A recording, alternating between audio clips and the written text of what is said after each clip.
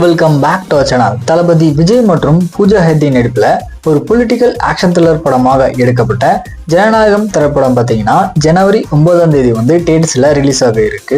இன்னொரு பக்கம் சிவகார்த்திகேயன், அதர்வா முரளி, ஸ்ரீலீலா, ரவி மோகன், பேசில் ஜோசப் மற்றும் பல ஆக்டர்ஸ் நடிப்புல ஒரு பீரியடிக் பொலிட்டிக்கல் டிராமாவாக எடுக்கப்பட்ட பராசக்தி அப்படின்ற திரைப்படம் பார்த்தீங்கன்னா ஜனவரி 14ஆம் தேதி தேட்டர்ஸ்ல ரிலீஸ் ஆக இருக்கு. பட் இருந்தாலுமே ரீசெண்டா வடபெதி டிஸ்னி பார்த்தீங்கன்னா பராசக்தி திரைப்படம் ஜனவரி 14ஆம் தேதி ரிலீஸ் ஆகாது, ரீபோன் ஆக்கி ஜனநாயகம் திரைப்படம் ரிலீஸ் ஆக இருக்க ஜனவரி 9ஆம் தேதி இந்த படம் ரிலீஸ் ஆகும் அப்படின்ற மாதிரி ஷேர் பண்ணி இதுக்கு முழுக்க காரணம் சிவகார்த்திகேயன் தான் அப்படின்ற மாதிரி சொல்லியிருக்காரு. இந்த விஷயம் உண்மையா இருந்துச்சு அப்படின்னா 2 பிரபல ஆக்டர்ஸ் நடிப்புல எடுக்கப்பட்ட படங்கள் சேம் டேட்ல ரிலீஸ் ஆகும் போது அந்த படத்துக்கு ஆடியன்ஸ் மத்தியில பாத்தீங்கன்னா ஒரு பயங்கரமான ஈர்ப்பு அப்படின்றது அதிகமா இருக்கும். எக்ஸாம்பிளுக்கு சேம் டேட்ல இதுக்கு முன்னாடி ரிலீஸ் ஆன படங்கள் அப்படின்னு எடுத்துட்டீங்கன்னா வாரிசு ரிலீஸ் ஆகும்போது துணிவு ரிலீஸ் ஆச்சு, பீஸ்ட் ரிலீஸ் ஆகும்போது சேம் டேட்ல KGF 2மே பாத்தீங்கன்னா ரிலீஸ் ஆச்சு, தென் பிகில், கைதி இந்த எல்லா படங்களுமே பாத்தீங்கன்னா சேம் டேட்ல ரிலீஸ் ஆயிருச்சு.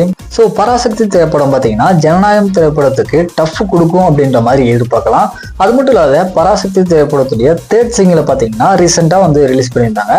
ஸோ அதுலுமே ஜனவரி 14ஆம் தேதி தான் ரிலீஸ் ஆக போகுது அப்படின்ற மாதிரி மென்ஷன் பண்ணியிருக்காங்க. ஸோ இதுல இருந்து பராசக்தி திரைப்படம் பாத்தீங்கன்னா ரிலீஸ் டேட் மாற போறது இல்லை அப்படின்றது நம்மளுக்கு ஓரளவுக்கு கன்ஃபார்ம் ஆகுது.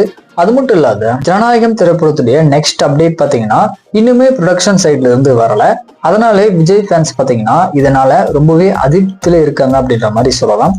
ஸோ ஃபைனலா இந்த மாதிரி மூவ்ஸுடைய அப்டேட் தெரிஞ்சுக்கணும் அப்படின்னா மறக்காம சேனலை சப்ஸ்கிரைப் பண்ணிக்கோங்க.